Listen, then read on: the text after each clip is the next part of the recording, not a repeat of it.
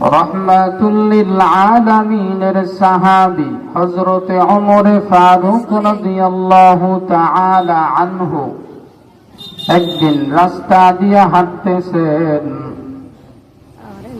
খলিফাতুল মুসলিমিন ওমর হাঁটতেছেন, তাকায়া দেখতেছেন রাস্তার পাশে একজন মানুষ তার শিশু একটা সন্তানকে কাঁধের মধ্যে লইয়া বড় মজা করতেছে, আনন্দ করতেছে।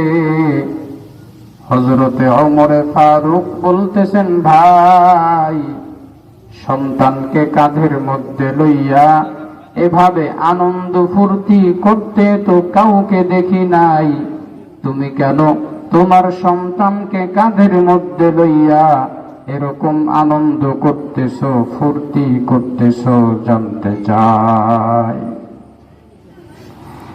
এবার